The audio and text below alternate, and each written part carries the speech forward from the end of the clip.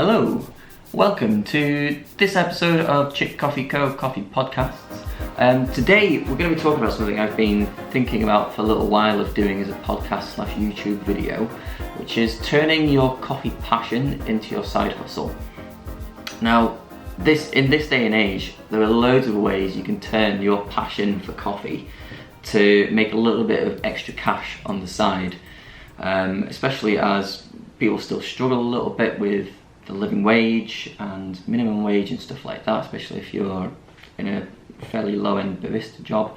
It's sometimes difficult to make ends meet, but you love your passion of coffee too much to give that up and get a real job, you know?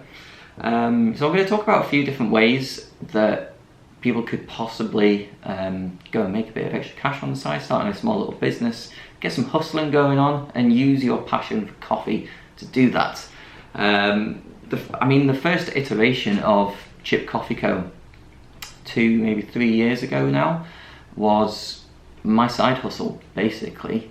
I first started it off in Edinburgh, and I was renting the roasting space from Matt in Fortitude 1 day a week.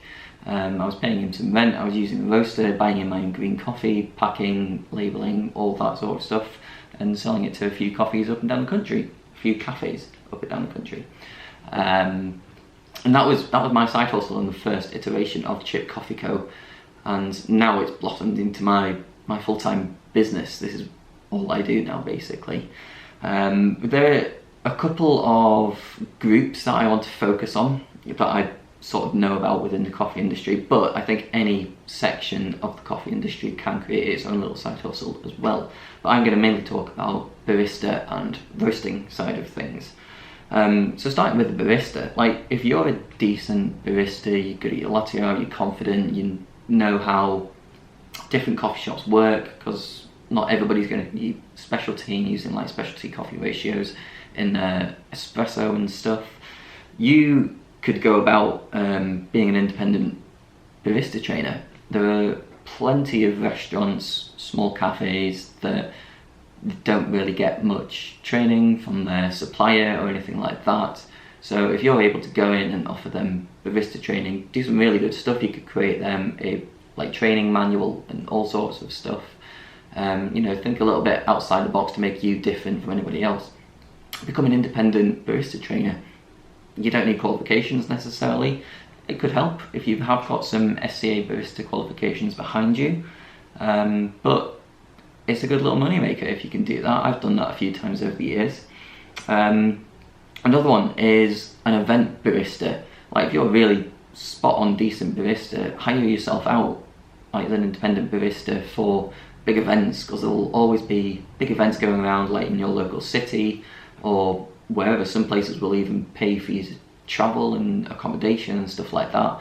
But if there's a big event and they want really decent coffee with loads of latte art and just tasting amazing, they'll hire really good baristas for that. So there's a lot of scope, and you can get in touch with companies, you can get in touch with suppliers of these events as well, and be like, look, I'm here as an independent barista, hire me, basically. Another option, going back to being a certified barista, get yourself some barista qualifications from the SCA and become an AST. So you become a trainer certified by the SCA, and you can make a lot of money doing barista training, like certified SCA barista courses yourself. And then once you're AST certified, you can go and do the brewing modules and become brewing AST. You can do all sorts with that. So you could build a whole little side business of being SCA certified and training people on the SCA certifications. And then, this is a bit of an awkward one. Like, you could become a coffee / cafe consultant. There's always coffee shops opening, new coffee shops, new cafes, because it's still a booming business and the market's still growing. There will be, and always will be, a demand for a consultant sometimes in coffee shops, cafes, general coffee consultants. But you really need to know your stuff. It's not just if you're a really good barista with lots of barista experience, you need to have a little bit of business background to you. I recommend going out and just getting a lot of different coffee industry insights and maybe some different business insights as well before you just dive into trying to be a consultant. Because I know from experience, being a sort of coffee roasting consultant, it's not just about coffee roasting. There's a lot of business side that goes into it, and you're not just always working with specialty coffee. You could be working with commodity coffee, you could be working with capsules, you could be working with bean to cup. There's a lot of different sides of things that people will ask for in a consultancy role, and you've got to be able to be flexible to them and not just be focused on your one little segment of the coffee industry, if that makes sense. I hope.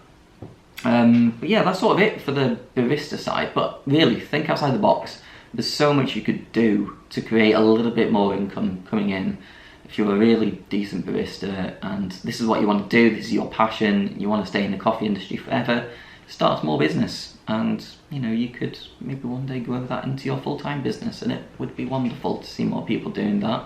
Especially, like, more people are becoming entrepreneurs these days. I've been doing it myself for years. I know lots of friends that are entrepreneurs and thinking of becoming entrepreneurs, and it really just takes that first step, putting yourself out there. Give it a try. Like, you're young, you've got nothing to lose, go fucking do it. But moving on, roasting. There are loads of ways you can sell your own coffee brand these days. You don't really have to be a great roaster either. Okay, so first of all, renting a coffee roasting space from another established roaster, which I talked about first in my first iteration of Chipp Coffee Co. Obviously, I had a lot of roasting experience behind me. Matt trusted me enough to go and rent his roaster and his roasting space. I was able to buy my own green coffee, my own packaging and everything else. Doing it this way, you definitely need experience.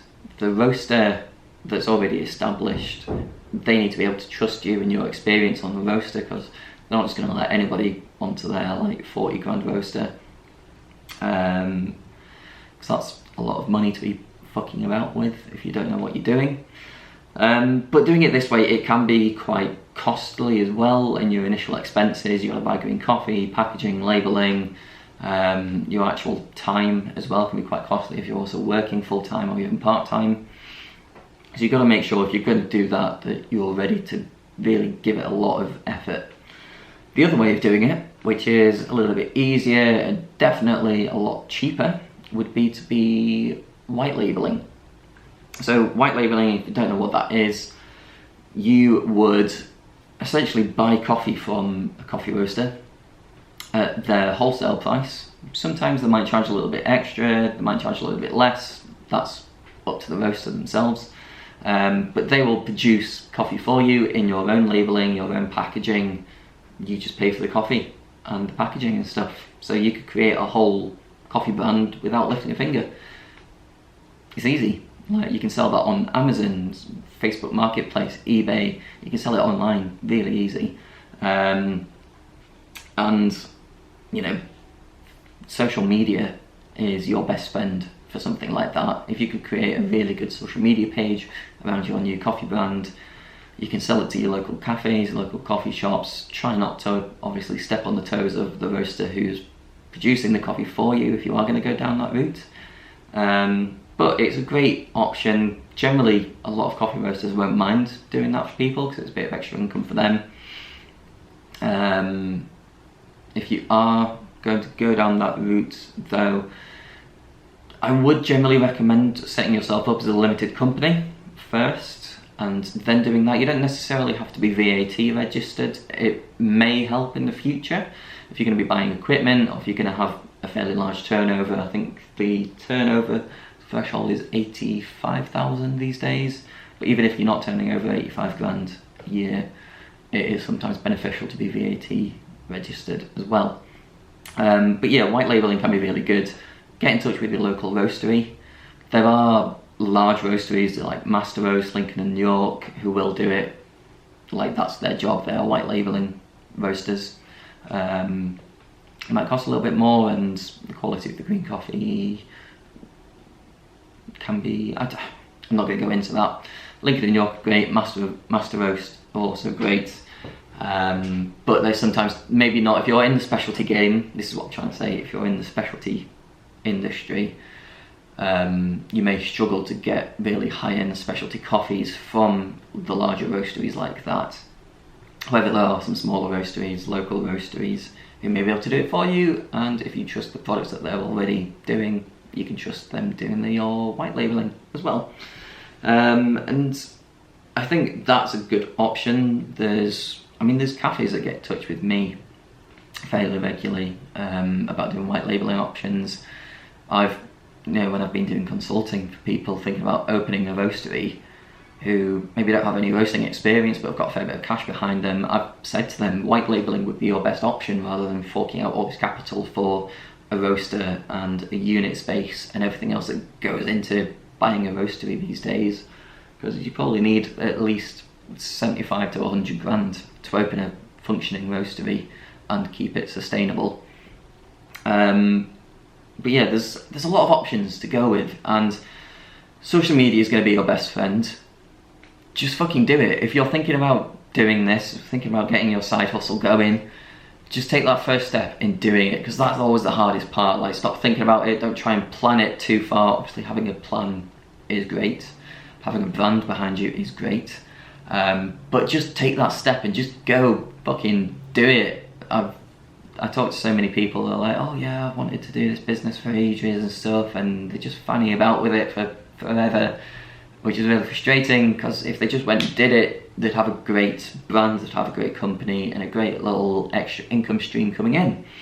If you are going to do this, there are loads of like free tools out there to help you essentially start a small business like this. Look or Google the business model canvas. If you're thinking about planning but don't want to write a full-on business plan, the business model canvas, if you Google it, it's one of the first things that come up. It's really helpful just to get all your ideas out on paper.